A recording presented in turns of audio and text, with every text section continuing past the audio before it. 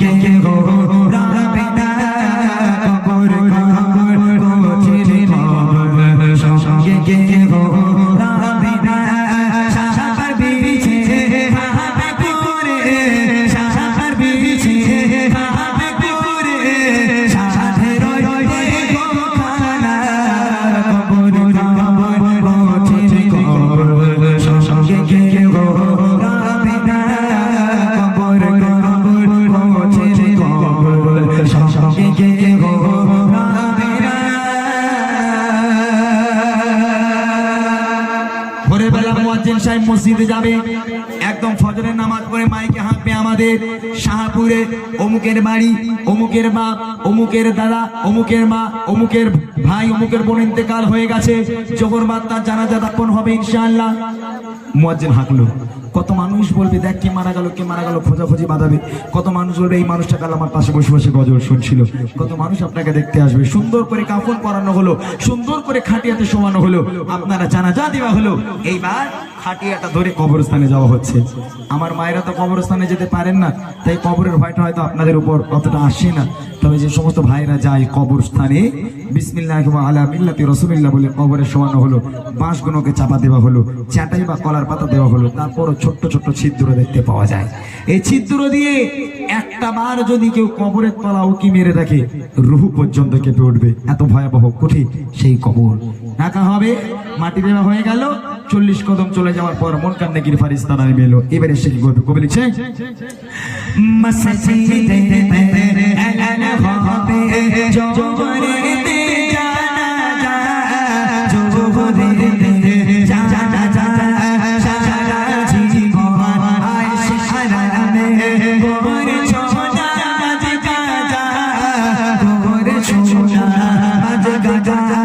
কি যে উপায় হবে তোমার, কি যে উপায় হবে তোমার, তওবা করা হলো না কবর কবর গোছের খবর সঙ্গে গো রাবে না কবর কবর গোছের খবর সঙ্গে গো রাবে না সাহাবার বিছে হাবে করে সাহাবার বিছে হাবে করে সাথে রয়ে গো খানা কবর কবর গোছের খবর সঙ্গে গো রাবে না কবর কবর গোছের খবর সঙ্গে গো রাবে না।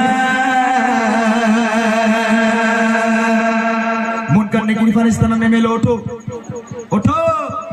সারা জীবন অনেক আয়েশারাম করেছো, এই যে আমার মায়েরা আপনারা গজল শুনছেন, সারা রাত জেগে জেগে গজল শুনছেন। তবে আমি অনেকক্ষণ থেকে ফলো করছি, কিছু কিছু মানুষ এখানে আছে যারা গল্পই করে যায়, গল্পই করে যায়, তাহলে এখানে আসার দরকার কি?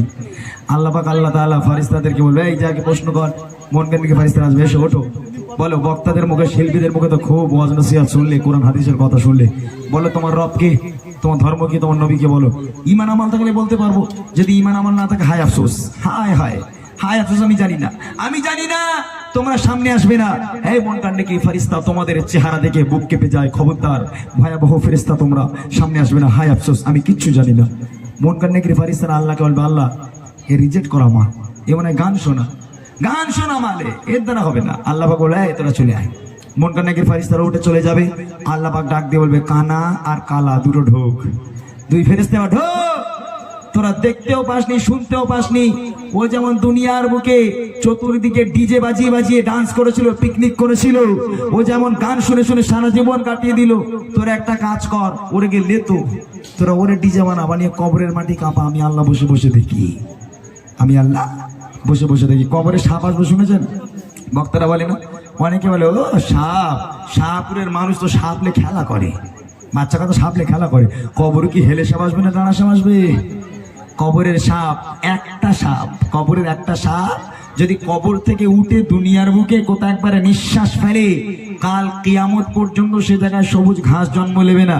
এরকম বিষাক্ত সাপ এক একটা কবরে 99টা করে থাকবে। যাও কাল থেকে গান শোনো, গান শোনো, গজল শোনার দরকার নেই, ওয়াজ নসিহত শোনার দরকার নেই, নামাজ পড়ার দরকার নেই, মসজিদ ভর্তি করতে হবে না, ওই পার্কগুলোকে তোমরা গিয়ে ভর্তি করো।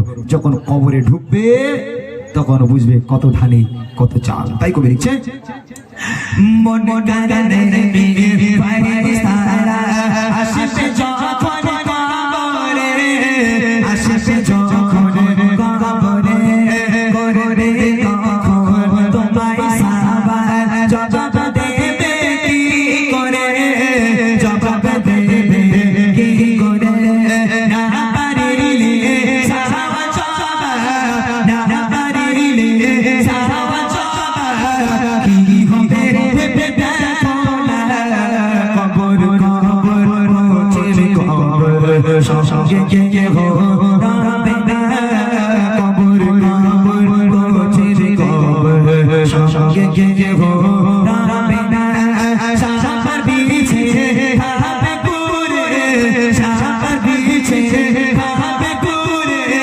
সাধের দেখো খানা, কবর কবর পৌঁছে কবর সঙ্গে কে হো